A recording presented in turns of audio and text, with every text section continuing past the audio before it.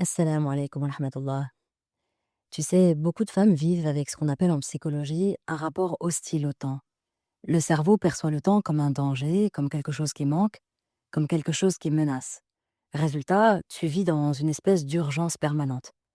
Et les neurosciences montrent que le cerveau, lorsqu'il se sent pressé en permanence, il active le cortisol, c'est l'hormone du stress, l'amygdale, l'hormone de la peur, du stress aussi, et le système de stress, en fait. Ton corps vit en mode alerte. Tout ton corps, de la tête aux pieds, vit alors en mode alerte. Même si tu es simplement en train de répondre à un message ou de préparer un repas, le cerveau reçoit le signal «je dois faire vite». Et ce mode de fonctionnement crée de la fatigue chronique, de l'irritabilité et une difficulté à savourer la vie. C'est comme une sensation d'étouffer dans son propre quotidien, en fait. Et c'est ce qui est triste, c'est que souvent, ce ne sont pas les tâches qui épuisent. C'est la manière dont on vit le temps.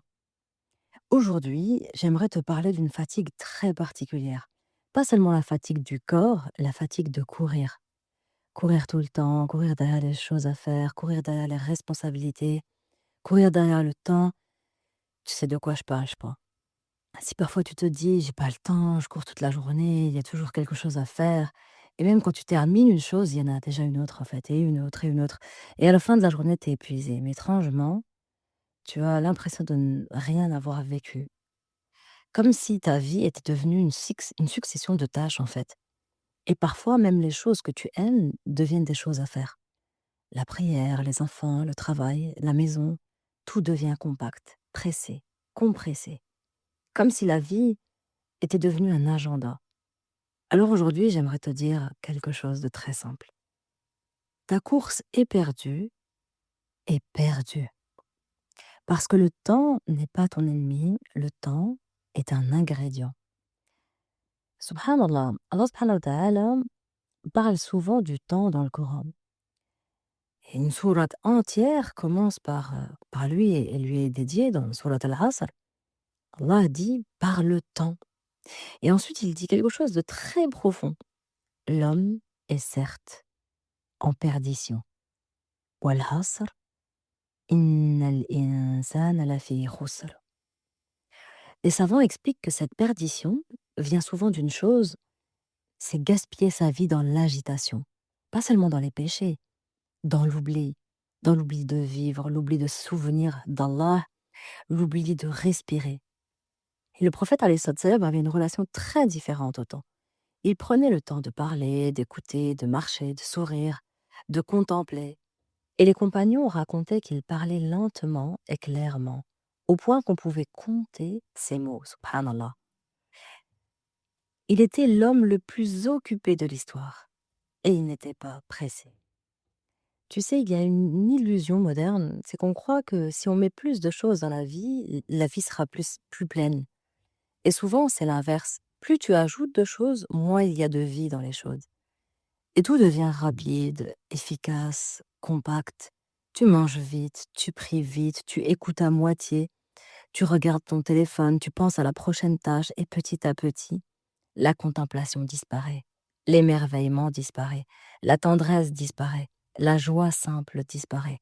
Et pourtant Allah nous rappelle, il a fait de la nuit et du jour des signes pour ceux qui réfléchissent. Sourate 3, verset 190. Autrement dit, le temps n'est pas un obstacle, c'est un espace pour contempler. Tu sais, le corps aussi ressent cette course permanente. En médecine traditionnelle chinoise, l'émotion liée à l'agitation et à la pression intérieure fatigue le cœur et la rate. Le cœur calme ou agite ton mental. Il fait soit l'un, soit l'autre. Et la rate, elle, transforme et digère ou pas ce que tu vis.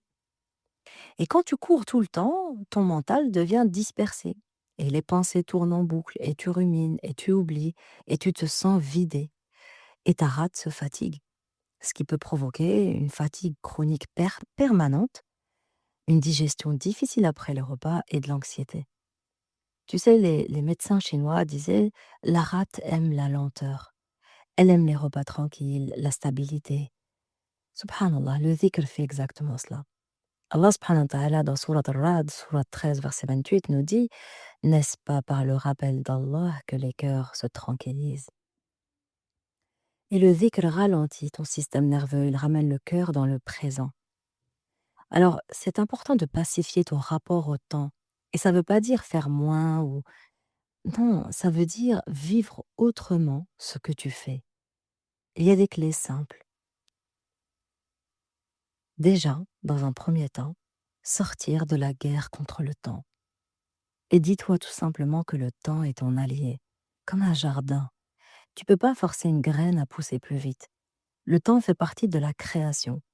Et Allah nous le dit dans Sourate 13, verset 8. Et chaque chose auprès de lui a une mesure. Alors réintroduis de l'espace. Entre deux actions, respire. Accorde-toi du temps pour t'aérer l'esprit, ouvre les fenêtres. Entre deux tâches, sors marcher. 10 minutes, prends l'air. Entre deux responsabilités, fais ton dhikr, lis ou écoute le Coran, ton Coran. Subhanallah. Ces petites pauses changent complètement ton système nerveux, ta manière de vivre la journée. Lorsque tu les alternes avec des pauses qui t'aèrent l'esprit, qui te font du bien, qui te mettent en mouvement aussi et en paix. Alors, réapprends à être toi. Aujourd'hui, pose-toi une question simple. Est-ce que je vis ou est-ce que je gère? Parce que la vie ne se résume pas à accomplir, elle se goûte. Et le prophète alayhi salatu salam nous dit, parmi la beauté de l'islam d'une personne, c'est délaisser ce qui ne la concerne pas. Autrement dit, la simplicité rend la vie plus douce. Simplifie-toi la vie. Et invoque Allah subhanahu wa ta'ala, demande-lui de te mettre la baraka dans ton temps. Allahumma barik li fi waqti wa alhim qalbi as-sakinata fi ayami ya Rab. Oh Allah, mets de la bénédiction dans mon temps et inspire à mon cœur la tranquillité dans mes journées, la sérénité, la paix dans mes journées. Peut-être que tu cours depuis longtemps, peut-être que tu as appris à survivre, à tenir, à gérer, mais la vie ne se résume pas à ça en fait. La vie est faite de présence, de regards, de moments simples. Le temps n'est pas ton ennemi. Le temps est le jardin dans lequel Allah fait pousser ta vie. Et parfois, ralentir, c'est la chose la plus courageuse que tu puisses faire. Beaucoup de femmes me disent: «Je veux changer, mais je n'ai plus d'énergie». Et c'est exactement ce qu'on travaille ensemble dans mon accompagnement l'une après l'une. C'est un espace où on apprend à comprendre ces mécanismes, apaiser ton système nerveux, restaurer l'énergie de ton corps, retrouver ta stabilité intérieure. Parce que parfois le problème, c'est pas la volonté, c'est ton corps qui est épuisé, t'as pas d'énergie. Donc il faut d'abord revitaliser chaque organe. Et ça se répare, alhamdoulilah. Et si cet épisode t'a nourri et t'a appris quelque chose, prends une minute pour laisser des étoiles et un commentaire sur ton application d'écoute. C'est ce qui me permet et permet à ces rappels de toucher d'autres cœurs, Inch'Allah. Merci pour ta présence et ta confiance. Retrouve-moi sur Instagram, @myfirdaus. Rejoins ma newsletter pour ne rater aucun événement et retrouve mon accompagnement l'une après l'une pour retrouver ton énergie. Bi'idhnillah ta'ala. Moi, je suis Firdaus. Depuis des années, j'accompagne les femmes à sortir de la tension permanente, de la survie émotionnelle et de l'adaptation qui épuise. Mon travail, c'est de restaurer une féminité digne, stable, calme et rayonnante. J'accompagne celles qui veulent aimer sans se perdre, guérir sans se couper et avancer avec Allah comme repère. Alors rappelle-toi surtout que tu es bien plus et que tu vaux bien plus que ce que tu fais et ce que tu montres.